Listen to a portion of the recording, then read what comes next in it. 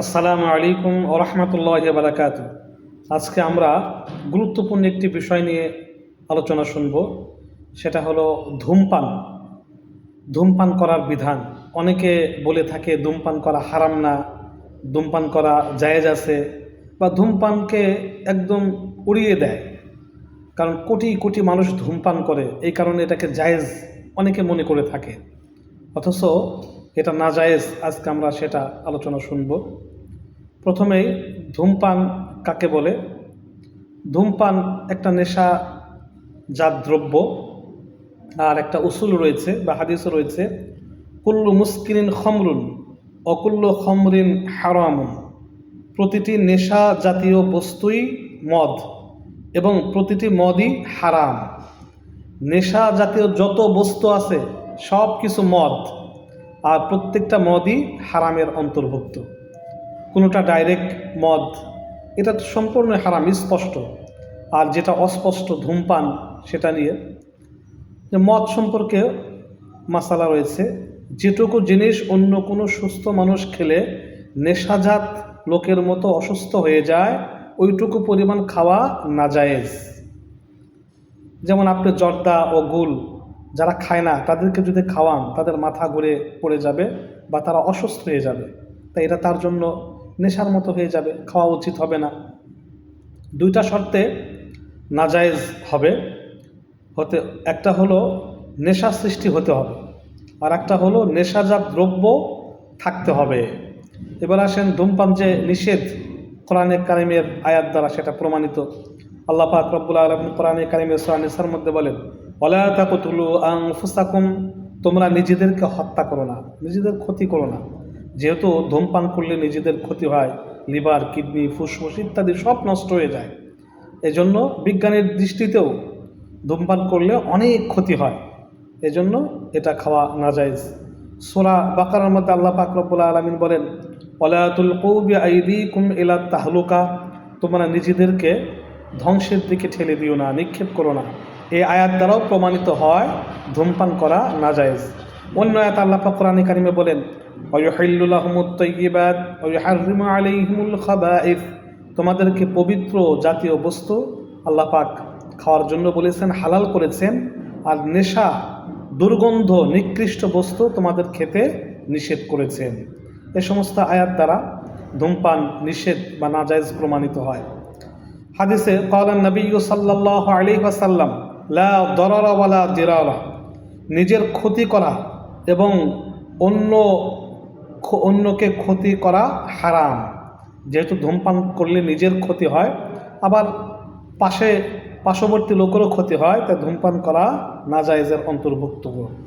হাদিসে আরও রয়েছে, ক্বালান নবী সাল্লাল্লাহু আলাইহি ওয়াসাল্লাম, মান আকালা মিন হাযিহি শাজারাতিল মুনতিনাতি ফালা ইয়াকরুবান্না মাসজিদানা ফাইন্নাল মালাইকাতা ইয়াতাআযযা মিম্মা ইয়াতাআযযা মিনহুল ইনস।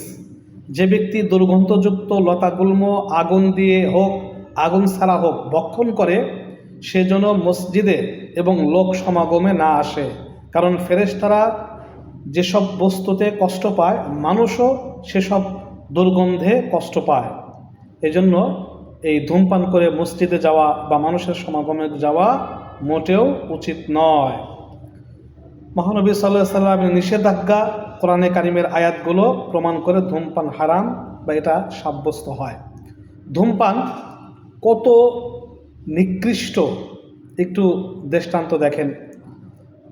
যে কোনো খাবার বা খাবারের উচ্ছিষ্ট ফেলে দিলে কুকুর, বিড়াল, মশা, মাছি, পিঁপড়া ইত্যাদি খায় বা মুখে নেয়, কিন্তু বিড়ি, সিগারেট এমন একটি খারাপ খাবার বা খারাপ খাবারের বস্তু, ওটাতে কুকুরও মুখ দেয় না, কুকুরও মুখ দেয় না। ধূমপান এমন একটি খাবার যার শুরুতে বিসমিল্লাহ এবং শেষে আলহামদুলিল্লাহ বলা যায় না, মসজিদে খাওয়া যায় না। বিশ্বের একমাত্র খাবার যা পায়খানায় বসে খাওয়া হয় সেটা হলো ধূমপান, বিড়ি, সিগারেট। তাহলে বিড়ি, সিগারেট কত দামি খাবার, নাকি সবচেয়ে নিকৃষ্ট খাবার যেটা পায়খানার দুর্গন্ধের সাথে মিশ্রণ করে খাওয়া হয়ে থাকে। ধূমপান এমন একটি খাবার যাতে কোনো ইজ্জত নাই, যাতে কোনো মর্যাদা নাই, লুকিয়ে লুকিয়ে খেতে হয়। মুরব্বীদের সামনে বা আলেম ওলামার সামনে খাওয়া যায় না, মসজিদে বসে খাওয়া যায় না। পৃথিবীর সমস্ত খাবার খেলে পাকস্থলীর নিচের দিকে যায়, পাকস্থলীর দিকে যায়, আর ধূমপানের ধোঁয়া উপরের দিকে ঠেলে উঠে ফুসফুস, কিডনি ইত্যাদি অকেজ করে দেয়, নষ্ট করে দেয়। ধূমপান জাহান্নামীদের আলামত। ধূমপান করা, যখন মানুষ ধূমপান করে তখন নাক দিয়ে মুখ দিয়ে ধোঁয়া বের হয়, যা জাহান্নামীদের আলামত। জাহান্নামীদের নাক দিয়ে মুখ দিয়ে আগুন বের হবে এবং আগুন তাদেরকে খাওয়ানো হবে যখন ধূমপান করে নাক দিয়ে মুখ দিয়ে এইভাবে ধোঁয়া বের হয়। বিড়ি, সিগারেট, ধূমপান এটা কত বড় ক্ষতি। 3টা সিগারেট ভিজিয়ে রেখে এর পানির নির্যাস কোনো শিশুর শরীরে পুশ করলে সাথে সাথে মারা যাবে। 21টি সিগারেট খেলে 1 মিনিট আয়ু কমে যায়। যে ঘরে ধূমপান করা হবে ওই ঘরে 24 ঘন্টা পর্যন্ত কোনো রহমতের ফেরেশতা প্রবেশ করে না, কারণ দুর্গন্ধের লেশ 24 ঘন্টা, কমাস কম 12 ঘন্টা থাকে। জর্দা, তামাক এগুলো চিবিয়ে খাওয়ার দরুন সরাসরি পেটে যায়, আর ধূমপান সরাসরি ফুসফুস ও হৃৎপিণ্ডে গিয়ে আক্রমণ করে। বিড়ি খাওয়ার শেষের দিকে একটা জোরে টান দেয়, এটাকে বলে জম টান। এরপর ছোট করে একটা আখিরি টান দেয়, এটাকে বলে সুখ টান। এই শোয়া টানে সুখ পায় যারা বিড়ি সিগারেট খায়, তারা শোয়া টানে সুখ পায়। অথচ এই শোয়া টানে শরীরের মধ্যে সবচেয়ে নিকোটিন নামক বিষ বেশি প্রবেশ করে। ফেলে দেওয়ার আগে যখন জোরে জোরে টান দেয়, জোরে জোরে নিঃশ্বাস নেয়, তখন নিকোটিন নামক বিষ শরীরে বেশি আকারে প্রবেশ করে এবং মানুষ ক্ষতিগ্রস্ত হয়ে যায়। ধূমপান একটা অপচয়কারী একটা খাবার, আর অপচয় করে আল্লাহ পাক পছন্দ করেন না। কোরআনে কারিমে আল্লাহ পাক বলেন, ইন্নাল মুবাযযিরিনা কানু ইখওয়ানাশ শায়াতিন, যে অপচয়কারী শয়তানের ভাই। তাদের ধূমপান করলে অপচয় হয়। আপনি প্রতিদিন ধূমপানের টাকা বাঁচিয়ে বাঁচিয়ে অনেক দিন পর অনেক কিছু করতে পারবেন, ওই টাকাটা ফকির মিসকিনকে দান করে দেন। তাই ধূমপান নাজায়েজ না, ধূমপান হারাম না, এরকম কথা না বলা।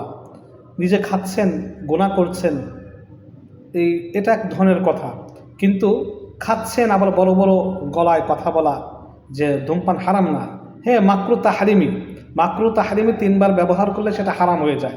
মাকরু তাহরিমি যখন শরীরে ক্ষতি করে তখন সেটা হারাম সাব্যস্ত হয়ে যায়।